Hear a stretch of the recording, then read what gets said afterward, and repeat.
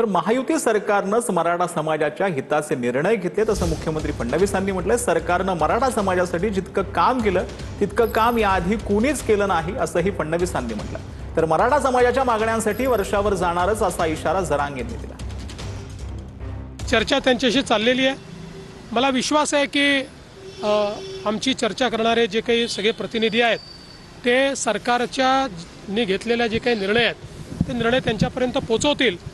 मी एवढंच सांगतो, या सरकारने मराठा समाजाकरता जेवढे निर्णय घेतले आणि जेवढं काम केलं तेवढं पूर्वी कधी झालेलं नाही।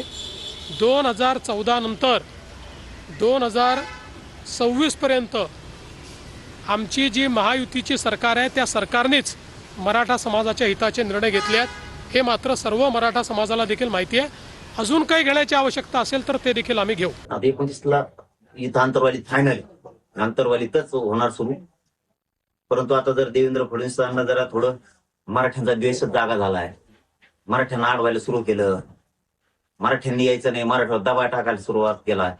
त्याला कळतच नाहीये राव, एवढा मोठा मुख्यमंत्री महोत्सव असून की मराठ्यावर दबाव टाकल्यावर मराठी लय विचित्र येतं। मराठ्याच्या पोराला जितकं तुम्ही खुंडच देणार ना, मग ते तितके पेटून मुंबईत जाणार। माझ्या संघ 40-45 लाख गाड्या येणार। मी 5 टप्प्यात आंदोलन करायला मुंबईचं 6 कोटी नंतर येणार आहे। मी टप्प्यातच मराठी येणार आहे आणि वर्षावरच जाणार आहे। आता वर्षावरच बसायचं मला, वर्ष कामची नाही, आपली सगळ्याची वर्ष बंगलावर का।